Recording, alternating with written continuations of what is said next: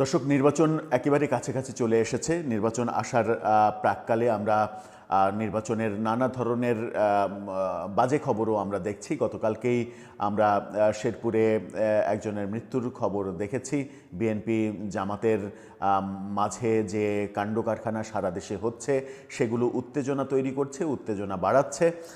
সেরকম একটা প্রেক্ষাপটে নির্বাচনের ঠিক প্রাক্কালে অ্যামনেস্টি ইন্টারন্যাশনাল থেকে অ্যামনেস্টির মহাসচিব তিনি বাংলাদেশ সরকারকে, বাংলাদেশ সরকারের প্রধান উপদেষ্টাকে লিখছেন চিঠি, বলছেন মানবাধিকার সংকটের কথা এবং নানাভাবে বাংলাদেশে বাক স্বাধীনতা নেই সেই কথাও বলার চেষ্টা করছেন। হঠাৎ করে কেন অ্যামনেস্টি ইন্টারন্যাশনালের এই চিঠি, কেন তারা চিঠি লিখে বাংলাদেশকে এক ধরনের সতর্কতা দিল, সেটা একটা বড় বিষয়। বাংলাদেশের নির্বাচনের প্রাক্কালে ব্যাপারগুলো কি ঘোলাটে হচ্ছে? চলুন একটু জেনে দেখি এই ভিডিওতে। থাকবেন পলিটিক্স টিভির নিয়মিত আয়োজনে।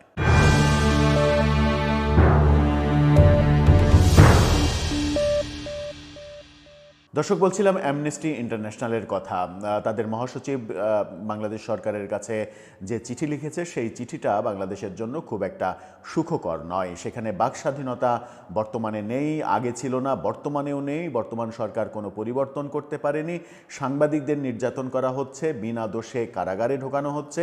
এই ব্যাপারগুলো সহ মানবাধিকারের নানা বিষয়, বিশেষ করে নির্বাচনকালীন সময়ে মানবাধিকার নিয়ে তারা উদ্বিগ্ন, তাদের উদ্বেগ প্রকাশ করেছে। অর্থাৎ বর্তমান সরকারের কার্যক্রমে তারা খুশি নয়, কার্যক্রমে সামনে কি হবে সেই ব্যাপারেও তাদের সন্তুষ্টি কাজ করছে না। হঠাৎ করে তাদের এই এগ্রেসিভ চিঠি আসলো কেন? কি বলছে গণমাধ্যম? ইত্তেফাকের শিরোনামটা দেখে নিন। সেখানে বলছে, নির্বাচনের আগে প্রধান উপদেষ্টাকে অ্যামনেস্টির মহাসচিবের খোলা চিঠি। সেখানে বলা হচ্ছে সেটা হচ্ছে যে অন্তর্বর্তী সরকারের প্রধান উপদেষ্টা ডক্টর মোহাম্মদ ইউনূসের কাছে খোলা চিঠি লিখেছেন আন্তর্জাতিক মানবাধিকার সংগঠন অ্যামনেস্টি ইন্টারন্যাশনালের সেক্রেটারি জেনারেল অ্যাগনেস ক্যালামার্ড।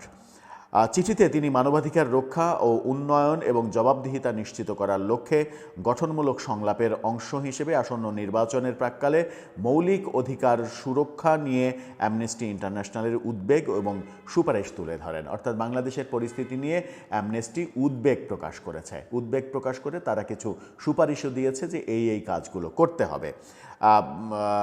চিঠিতে লেখা হয়, অ্যামনেস্টি ইন্টারন্যাশনালের ওয়েবসাইটে পুরো চিঠিটা যেটা প্রকাশিত হয় আগামী নির্বাচনের বিষয়ে তিনি সেখানে লিখেছেন, বাংলাদেশ যখন অন্তর্বর্তী সরকারের তত্ত্বাবধানে আগামী 12ই ফেব্রুয়ারি জাতীয় নির্বাচনের দিকে এগোচ্ছে, ঠিক এমন এক গুরুত্বপূর্ণ সময়ে আমি আপনাকে লিখছি।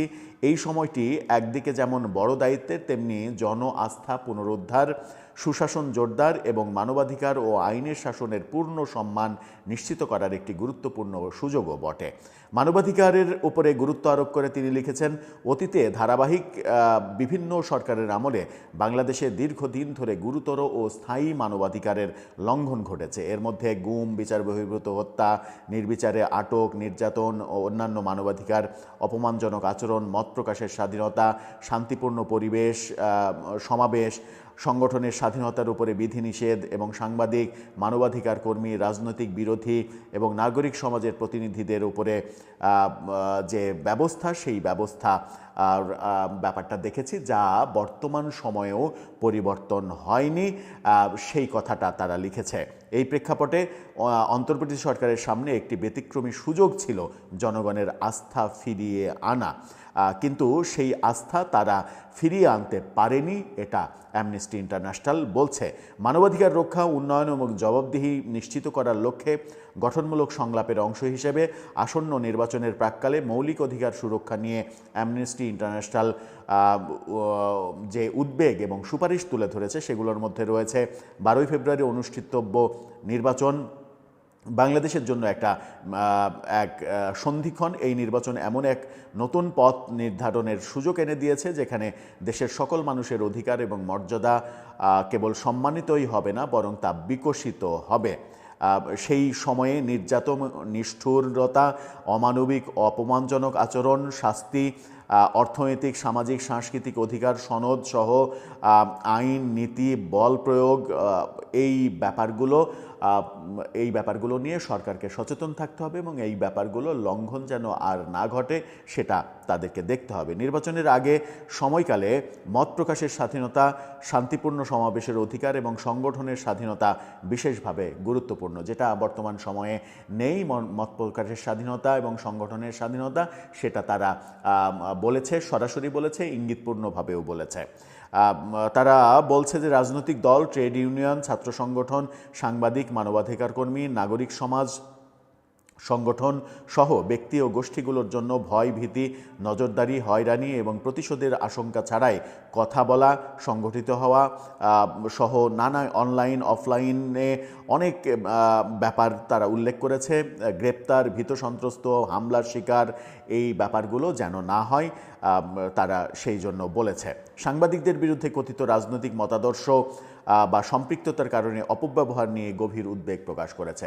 অর্থাৎ বাংলাদেশে সাংবাদিক নির্যাতন যেটা হচ্ছে সেটার কথা স্পষ্ট বলেছে এবং তারা বলেছে যে উদাহরণ হিসেবে বলা যায় 28 আগস্ট সাংবাদিক মঞ্জুরুল আলম পান্নাকে সন্ত্রাসবিরোধী আইনে গ্রেপ্তার করা হয়।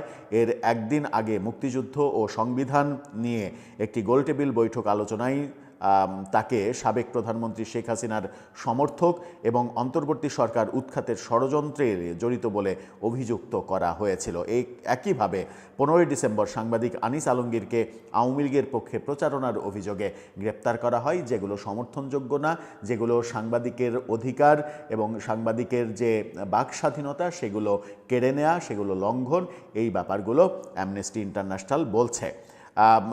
অ্যামনেস্টি তাদের ওই গত 18 ডিসেম্বর শরীফ ওসমান হাদির মৃত্যুর পরে যে ডেইলি স্টারে হামলা, প্রথম আলো হামলা, ছায়ানট উদীচিতে হামলা, এই দুটি সাংস্কৃতিক প্রতিষ্ঠানে হামলা চালায় এবং ইংরেজি দৈনিক নিউ এজের সম্পাদক নুরুল কবিরকে হয়রানি করে। একই সঙ্গে সংখ্যালঘু হিন্দু সম্প্রদায়ের একজন পোশাক শ্রমিক দীপুচন্দ্র দাসকে ধর্ম অবমাননার অভিযোগ তুলে এক শ্রেণীর উশৃঙ্খল মানুষ তাকে পুড়িয়ে মারে। এই ব্যাপারগুলো সামনে নিয়ে এসেছে। এই ব্যাপারগুলোর প্রচণ্ড প্রতিবাদ করেছে অ্যামনেস্টি ইন্টারন্যাশনাল। একই সঙ্গে 2025 সালে রাষ্ট্র বহির্ভূত গোষ্ঠীর হাতে সাংবাদিক, গণমাধ্যম কর্মী, সংখ্যালঘু এবং শিল্পীদের উপরে সংগঠিত হামলার একটি নথিভুক্ত ধারাবাহিকতার অংশ হিসেবে ঘটনাগুলোকে তারা চিহ্নিত করেছে। অর্থাৎ সংখ্যালঘু নির্যাতন, সাংবাদিক নির্যাতন, বাকস্বাধীনতা নেওয়া সহ যত কর্মকাণ্ড এই সরকারের আমলে হচ্ছে এটা আগেরই ধারাবাহিকতা, যে ধারাবাহিকতা এই সরকার থামাতে পারেনি, বরং আরও বেড়েছে। এই প্রেক্ষাপটে অ্যামনেস্টি ইন্টারন্যাশনাল অন্তর্বর্তী সরকারকে আহ্বান জানাচ্ছে আসন্ন নির্বাচনের কেন্দ্রে মানবাধিকার সুরক্ষাকে অগ্রাধিকার দিতে হবে, অবিলম্বে কার্যকর পদক্ষেপ নিতে হবে। এর মধ্যে রয়েছে সাংবাদিক ও সমালোচকদের বিরুদ্ধে নিরাপত্তা আইন অপব্যবহার বন্ধ করা, যেটা এই সরকার করছে। সাংবাদিক এবং সমালোচকদের বিরুদ্ধে নিরাপত্তা আইনের অপব্যবহার করা হচ্ছে বলে অ্যামনেস্টি অভিযোগ করছে, সেটা করা যাবে না। অধিকার প্রয়োগকারীদের সুরক্ষায় আইনশৃঙ্খলা বাহিনীর দ্রুত ও আইনসম্মত পদক্ষেপ নিশ্চিত করা এবং গণমাধ্যম ও সংখ্যালঘুদের উপরে হামলার ঘটনায় জবাবদিহিতা নিশ্চিত করা। 12 ফেব্রুয়ারি 2026 সালের নির্বাচন পূর্ব সময়কাল হবে আন্তর্জাতিক বাধ্যবাধকতা ও আইনের শাসনের প্রতি অন্তর্বর্তী সরকারের অঙ্গীকারের এক কঠিন পরীক্ষা। এই সময়ে নেওয়া সিদ্ধান্তগুলো আগামী বহু বছর ধরে বাংলাদেশের মানবাধিকার পরিস্থিতির গতিপথ নির্ধারণ করবে। অর্থাৎ যে সময় সরকার স্বপ্ন দেখাচ্ছে যে আগামী নির্বাচন ইতিহাসের সেরা নির্বাচন হবে, ইতিহাসে ব্রিটিশ আমল থেকে শুরু করে বাংলার ইতিহাসে কখনো এরকম নির্বাচন হয়নি, সেরকম একটা নির্বাচন উপহার দেবে, ঠিক সেই সময় নির্বাচনের মাত্র কয়েকদিন আগে, 15 দিন আগে অ্যামনেস্টি ইন্টারন্যাশনাল যে চিঠি লিখল এবং যেখানে একেবারে স্পেসিফিক সাংবাদিক, সংখ্যালঘু, মত প্রকাশের অধিকার, এই ব্যাপারগুলো ঘটছে না, এই ব্যাপারগুলো নেই এখন, এই ব্যাপারগুলোর ব্যত্যয় ঘটছে, এই কথাগুলো উল্লেখ করে সরকারকে একেবারে স্পষ্ট জানিয়ে দিল যে এগুলো করা যাবে না, এগুলো থেকে বিরত থাকতে হবে, নতুবা ইতিহাস অন্যভাবে রচিত হবে। দর্শক, আপনার কি মনে হয় অ্যামনেস্টি ইন্টারন্যাশনালের এই নির্বাচনের আগে একেবারে শেষ মুহূর্তের এই চিঠি সরকারকে কি বিব্রত করবে, নাকি সরকার ভাববে থোড়াই কেয়ার, এগুলো অ্যামনেস্টি কত আছে মানে ছোটোখাটো খেলোয়াড় হলে না সমস্যা হয় অ্যামনেস্টির চিঠি। আমাদের সরকার কিংবা আমাদের প্রধান উপদেষ্টা তিনি নিজেই বলেছেন তিনি বড় মাঠের খেলোয়াড়, সুতরাং বড় মাঠের খেলোয়াড়ের জন্য অ্যামনেস্টির এরকম একটা চিঠি এটা কোনো ব্যাপারই না। আপনিও কি সেটাই মনে করেন? আপনার মতামত জানিয়ে লিখতে পারেন আমাদের কমেন্ট বক্সে।